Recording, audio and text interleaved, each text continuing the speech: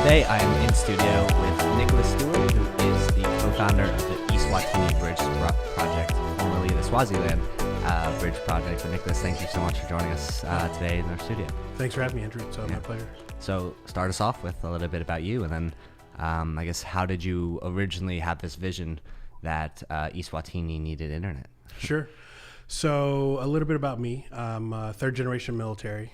Two of my grandfathers served. My mom was in for 21 years, my dad for 26 years, and then I served for 5.5 years myself. So traveled. Thank you for your service. Yeah. Traveled around quite a bit. I think at this point I've lived almost 14 years outside the U.S., and I've been to 29 countries altogether. Wow. How many have you lived in? Coming up on 6 before Swaziland for at least a year. Okay. But I'm coming up on my year in Swaziland, so it'll be 7 countries that I've lived in for at least a year. Yep. A lot of them in Southeast Asia. Spent a year in Afghanistan as well, and then some stuff in Europe too. So in 2014, my church in Maryland was taking its first trip to Swaziland. The country's now called eSwatini, but and just real quick, do you know why Sure. they changed the name, or like do you know the story behind that? I do. So last year was a large anniversary of freedom and independence for the Kingdom of Swaziland, and so the king, instead of using the westernized version of the name of the country, reverted it back to eSwatini.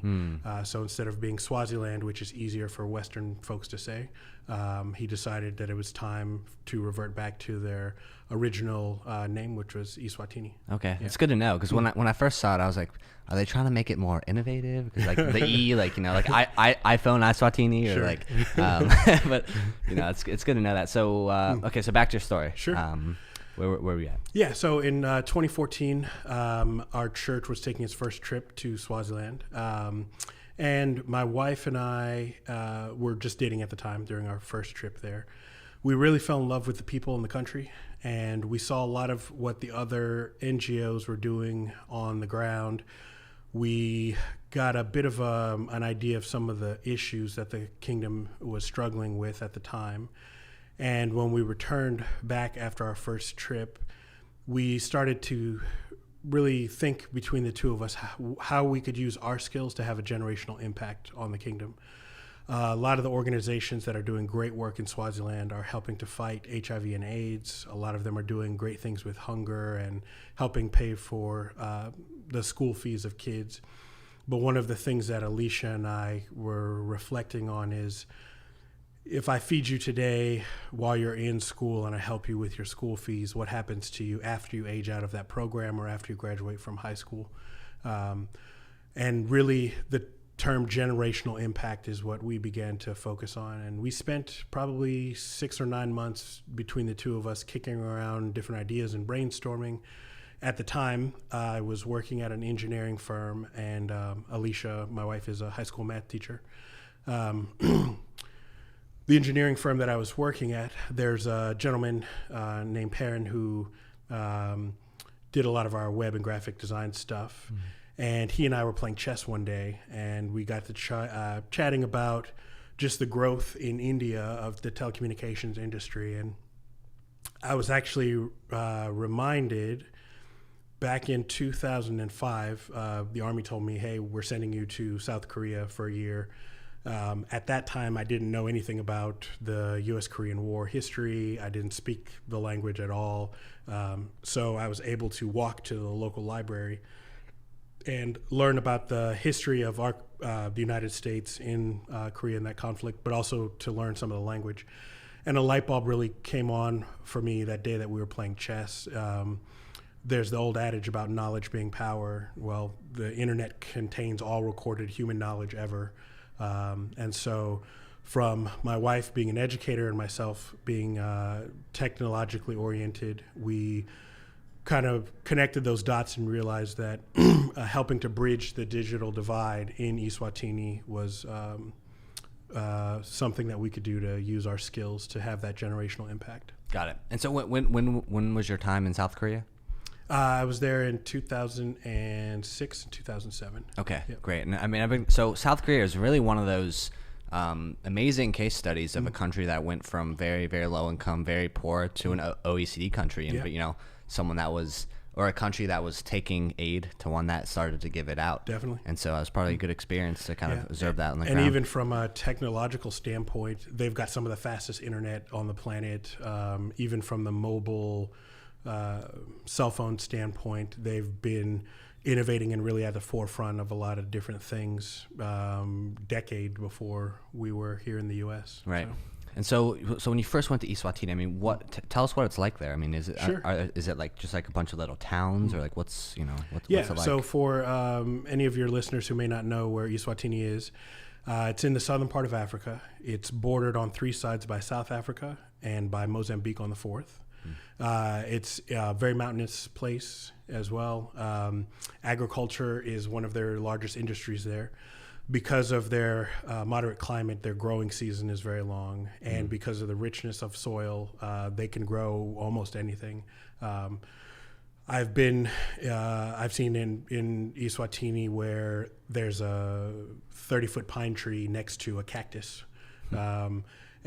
Poinsettias near bamboo plants as well. Just because of the richness of the soil there, there's a lot of sugar cane and sugar. Coca-Cola also has a factory there in Swaziland. Just very warm and friendly people. The food's good as well. The weather is fantastic. I'm not a fan of cold, so I feel that. Yeah, we're getting there in DC. It's close to that time of year. Yeah, so having a moderate temperature for the most of the year is definitely enjoyable. Just very friendly people. Like I said, that's why even our first trip there, we really just fell in love with Swati people. And I mentioned the focus of our organization is to help bridge the digital divide. We take what I refer to as a holistic approach to doing that. Some NGOs and organizations focus on different aspects, where they're maybe just focusing on internet access. Some of them are just focusing on the hardware component, and some just on the training piece. But we try to do a 4-pillared approach. So on the connectivity side, we've been working with organizations connecting local high schools in Swaziland, and also private businesses and homes as well, using fixed point wireless internet. Okay. On the device access piece, we've worked on refurbishing computers and things like that. One of the things that I say is, if a school has internet but they don't have computers, have we actually solved the problem? And then the third pillar after devices being the digital literacy, which we actually cover a very wide spectrum from the basics of Microsoft Office all the way to helping students get their CCNA Cisco certifications. Again, if I give you internet and a computer but you don't know how to turn it on, have I actually solved the problem again? Earlier this year, we received our certification as a Cisco Networking Academy. So we've been offering a lot of classes online for students and some in person as well on the basics of cybersecurity, digital literacy, Internet of Things devices, and a couple of others, basics of networking. Our goal is to help build a solid foundation of IT knowledge, so that way we can transition those students into more advanced programs. When my wife Alicia and I were talking a few years ago, we recognized if you were to get a group of 10 Swatis in the room, they'd have varying degrees of computer exposure and knowledge. So the question that we had is, where do you start? You can't just take all 10 of them and put them in an A+ certification course if 7 out of 10 haven't even used a computer before. So using some of the fundamental foundation classes that we're teaching to build that core knowledge is helping us move towards our longer term goal of getting A+, CCNA, and some of the more advanced Cisco courses as well. Okay. And so, I mean, what are some of the biggest challenges around implementing ICT infrastructure? Because like in Africa, there's just so much land. It's such a big landmass that last mile internet has been such a the economies of scale of the last mile internet has been such a challenge, right? You have the internet C cables that plug in at the ends, and then how do you actually get that internet inland, right? I think eSwatini might be a little bit easier than some other countries that are like the DRC, for example, right? There's just so much land, and there's not as much of an a population that can actually sustain the debt that would be required to actually implement infrastructure across the country. So what are some of the challenges you're facing in eSwatini? So this is true of eSwatini as well as a lot of the other countries on the continent. The cost of data is extremely expensive. In the United States, at home, which even in the U.S. there are pockets of the country that don't have regular access to high-speed internet. But for the most part, those who do, the level of access that a lot of homes in America have is not the case for 70% of the world. On the continent, the cost of data can be about a third of your income, so it makes it cost prohibitive.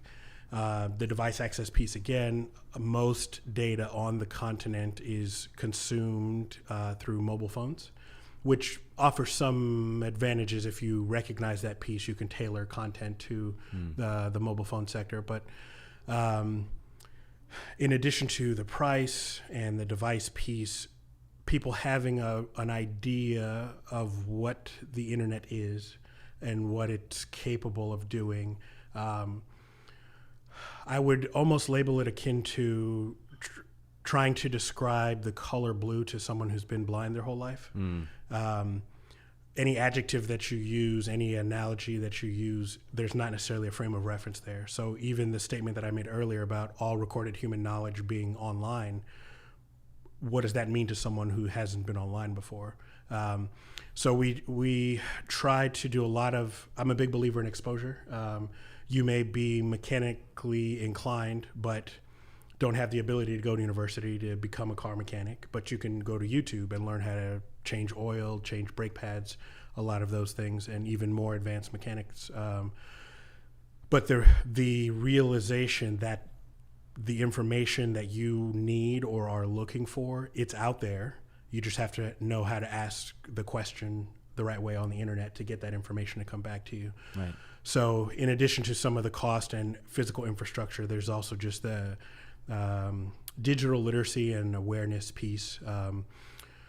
We've traveled back and forth a few times from eSwatini to South Africa, and some of our church friends that are local Swatis once asked us, well, how do you know if you're driving there, how do you know to get there? They weren't familiar with a concept like GPS at all. The fact that not only is there a map from point A to point B, but your phone is tracking your active location from that point throughout the entire journey and telling you which turns to make. So really just that education piece is a big part of what we try to focus on as well. Yeah. And by the way, when it comes to the road network, what is the infrastructure like in eSwatini? Is it built out as South Africa, or? No, there's what's referred to as tar roads are basically paved with asphalt, and then there are non-tar roads. Some of them are gravel, a lot of them aren't. Just even if you put gravel down during the rainy season, it might get washed out and end up on mud. And in the U.S., we have speed bumps. They refer to them as speed humps there. There's a joke about from eSwatini to Johannesburg, there are 72 speed humps, and 71 of them are in eSwatini, and only one of them are in South Africa. So things like that they use instead of traffic lights. So you're not having to run the electricity there and things like that to slow down the traffic around intersections. Right. I understand the purpose, but it's definitely an adjustment that you have to make when you're going there. Even from my office to my home, I think we go over 10 or 12 speed humps. Yeah, so. Yeah. I've never driven in Africa. I take Ubers, and when I'm in the Uber, I just it's unbelievable. There's like the road is pretty much a free for all, but there is some level of rapport that happens, and they kind of know how to navigate unspoken rules. Exactly. Like in Nairobi, for example, whenever I would take an Uber, like around rush hour ish, like time period, there would just be these intersections where it was just cars were just like you had to be aggressive to squeeze your way in order to get through, and just I was just waiting for someone to get hit or something, but they're very good at it. Yeah, But, yeah. And then you also have to navigate things in eSwatini, like cows that are roaming on the highway, on my driveway, and a lot of other things like that too. That's funny. So, I mean, what do some of the what does the curriculum look like for the basic digital literacy courses that you guys teach? Because something like a YouTube is just so powerful. I see these random stories that pop up of like someone who got access to YouTube in their village and was able to just learn how to network and give internet access to their village. And my friend Pat Muhir, he's in Canada now, but he grew up in Rwanda, and he used to go to the internet cafe and he would pay $1 per day for an hour of internet, and he basically learned how to code just through YouTube, just how to code, how to do this, how to do that. His first startup, he raised money from Tim Draper in Silicon Valley. He's already started onto his next one, and so that things we take for granted in the West, like YouTube. Sure. If you just have access to that, and you're in somewhere like a rural village where there's a necessity to innovate, I mean, those people they'll have the discipline to actually learn. But like, what are some of the basic things that you onboard them with? For our basic, it's called Get Connected, our basic digital literacy course. It was designed by Cisco Networks. We go from the basics of, this is the anatomy of the computer that's in front of you. This is a keyboard. Here's the power button.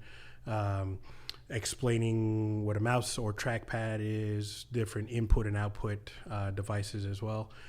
And then going onto the internet, explaining what social media networks are, how to set up an email account. We also touch on some of the safety aspects that are taken for granted. So I'm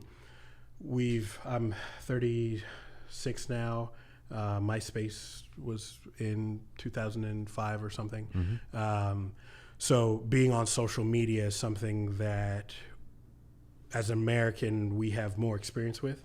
So knowing what information to put out there versus not, avoiding trolls and getting scammed and things like that. Those are also some of the areas that we try to focus on as well. As you have more people getting connected around the globe and on social media platforms, knowing the good uses as well as some of the downsides are important things that we try to focus on as well. Yeah. Well, then you'd be interested in some of these reports that Peace Tech Lab puts out, because they do a lot of analysis around hate speech, especially during election periods, right, when things get kind of but there aren't any elections in eSwatini, are there? No, there are. There are. Yeah, okay. There are. But so they have a king, and then how does that work? eSwatini is the last absolute monarch on the continent. Okay. There's a parliament that's a bicameral legislature, similar to the U.S., how we have the House and the Senate. Interesting. And a portion of their representatives are selected by the king, and a portion are selected by the citizens of eSwatini. Interesting. So that's the last absolute monarchy in Africa. Is not in the world, just in Africa, right? Definitely on the continent, but I'm not sure about the rest of the planet. Interesting.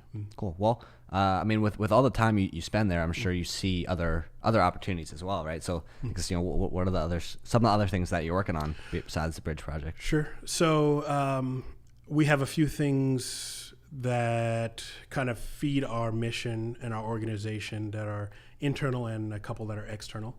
So one of the internal things that we've been looking at is, there are the online platforms like WeWork, where a coder or graphic arts designer can put their resume up, and companies who are seeking those fields can also put out proposals and projects that they need done. One of the things that we've looked at doing is, as we're getting people trained, again, have we done the entire job if there's nothing for them to use their skill sets on? And if the industries that we're helping to foster aren't in the country or on the continent, are there ways that we can do that, bring those jobs into the kingdom? And so platforms like WeWork are something that we're looking at, as we have it's called WeWork? Yes. Yep. Okay. Which is it's not something we're developing, it's something that's already out there. Right. But there are companies in India who will have hundreds of coders working in a factory that a portion of them spend time bidding on WeWork jobs. The rest of them spend time executing those jobs. And so you may have a company in the US who's essentially outsourcing their digital labor. So the cash flow and the revenue is now going into the country where the work is being done, not necessarily where the company needing the work is being based. And I think as the internet connectivity and knowledge base grows, that's one way that we can help put Swazis to work, generating income with the skills that they've learned. Yeah, I think there have been a lot of startup ecosystems that have pretty successfully done that. But Buenos Aires is another one that has really differentiated itself as an outsourcing hub of low cost, very high talent. But what are I think you touched on it before a little bit, but when it comes to the traditional economy sectors, like agriculture, that what are the specific sectors do you think would be ripe if you all applied technology and the Silicon Valley concept of startups too? Like what sectors do you think there's opportunity? Agriculture and textile, which adding technology to those fields, the type of work ends up shifting if you start automating things, right? Which isn't a bad thing, but again, you have to have the knowledge base there to be able to do that. From our standpoint, we're also looking at a few different sort of external projects. One of them is bringing more access to virtual reality in the kingdom.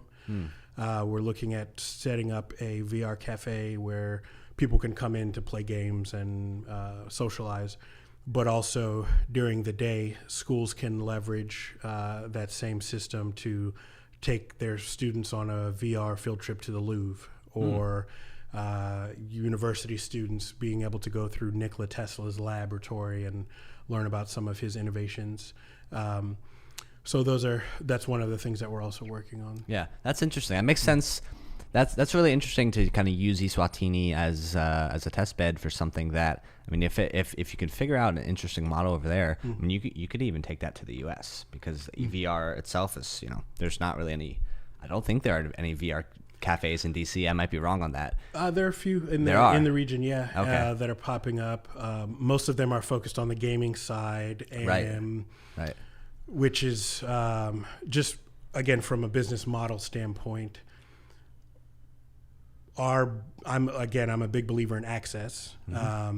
And if there's a block of 4 or 5 hours where everyone's at work or school and they're not using the facility that we set up for entertainment, that it can be used for education. Yeah. And that's probably, even in the U.S., one of the models that some of the U.S. companies might want to consider doing. There's also a few organizations that we've talked to where, let's say you have an MRI located in Swaziland, but if we didn't have any technicians who had experience working on those, you can use virtual reality as a method of communication to do that. There's a company in South Africa that we've started talks with. The platform they developed, the cost of the data consumption of a VR conversation from South Africa to Swaziland is less than it would to make a Skype call.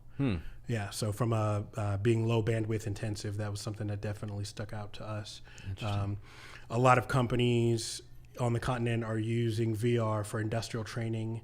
I can teach you how to use a forklift or other heavy equipment in a safe environment before putting you on the physical equipment itself to get oriented with it. There are mining companies that do the same thing as well, that offer a lot of safety training from that aspect. So that's interesting. We're trying to take the VR platform in eSwatini and open it up to a lot of the different possibilities that the technology is afforded. Yeah, I'm a little bit more excited about AR than I am about VR because and I may be so whenever someone says VR, I always just think of the picture with Mark Zuckerberg walking through the crowd and everyone just has their VR goggles on. It's just very dystopian and 1984ish. But I think so I've been developing this theory that I want to get your thoughts on. So my friend Mark Arlene Busiku, he's Haitian. Okay. So he's in Port-au-Prince and he started Haiti's first incubation hub, their first incubator called the Banj.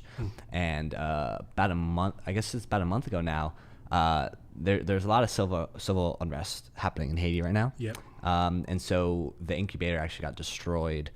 There's nothing political about it. It was just the wrong location. It was on a street where there was also some like embassies, and so it got destroyed. But in my conversation with him, kind of in the aftermath of that, this idea formed where if you have somewhere like a Haiti where the GDP is less than 10 billion, I think that if somewhere like that actually wants to have a globally competitive startup ecosystem, then they have to focus on getting diaspora to build successful startups in major markets like the US or China or maybe even South Africa, right? Because the local market isn't significant enough to sustain startups because like there's no market. And so I don't know if what do you think about that in respect to eSwatini and potentially kind of tying startups there to the South African market? I do think that if you can solve a local problem, that a startup could potentially have the legs to grow from an economic standpoint. One of the startups that we do some consulting with in eSwatini is working on a fintech play. Across the continent, there are small vans in Swaziland, they're called kumbis, that people use for public transit.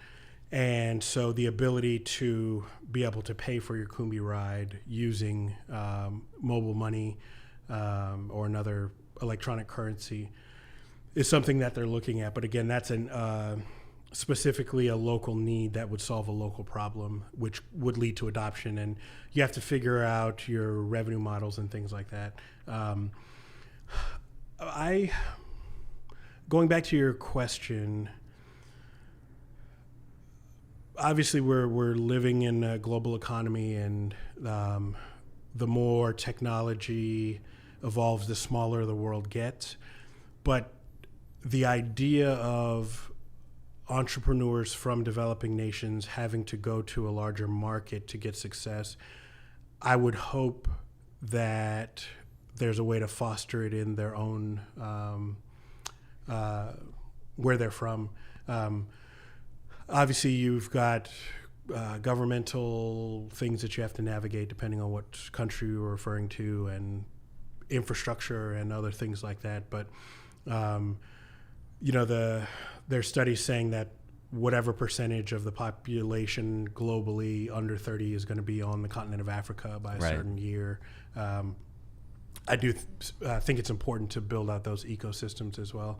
I don't want to see people get left behind, I guess. And no, I agree. But I guess my point, the one thing I didn't mention, my point with that is it would definitely help the ecosystem prosper as long as those diasporans are committed to reinvesting wealth that they get through an exit, right? Sure. If the IPO, if they get acquired, they would have to commit to reinvesting that wealth back home. And in my mind, that's the best way to kind of create a startup ecosystem in an environment where there's not really a significant local market. I think the counterpoint to that would be somewhere like eSwatini, like we said before, would be a good test bed, right, for a product. And if you could find unit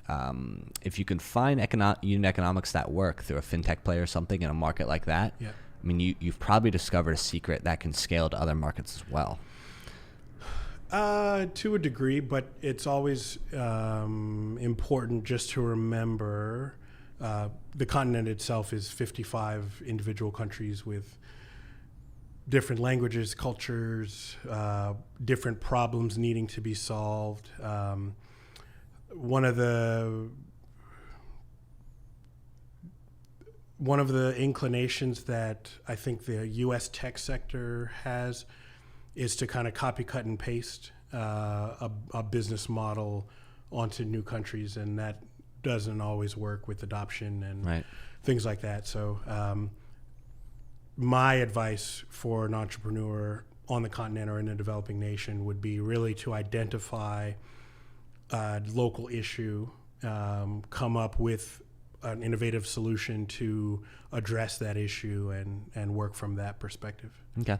Well, awesome. Well, Nicholus, this has been fantastic. Let's finish this off because you certainly inspired me to come to eSwatini at some point, probably over the next year or two. But anyone else that you inspire to come, what are the big like tourist attractions, or like what are the fun things to do once we're there? Yeah. So the Kingdom of eSwatini has a few nature preserves. So if you want to go on a safari and see lions and giraffes, rhinos, zebras, impalas, hippopotami, the plural. I think hippopotami is the plural. Yeah. And a lot of those animals that you see are there as well. There are a few cultural villages where you can learn about the history of the kingdom and see traditional dances, observe a lot of the different tribal cultures from history in the kingdom as well. Try out a lot of the great food as well. There's a bunch of thriving local restaurants in the kingdom. What's like the local cuisine? Like what are some of the dishes? So pop is a corn-based staple, kind of a starch staple there. I'd say it's akin to grits, but the texture's a little thicker. A lot of really, really good hot sauces and spicy peppers and things like that as well. Because of the agricultural situation that I mentioned. So if you like chilies or hot food, I do. There's definitely a lot there.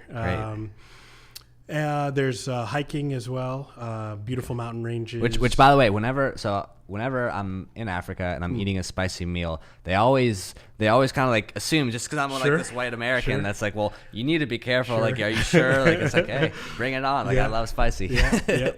Yeah, I do like hikes too, though. I'm a big fan. There's some whitewater rafting and some zip lining as well in Swaziland, and a lot of jewelry manufacturing.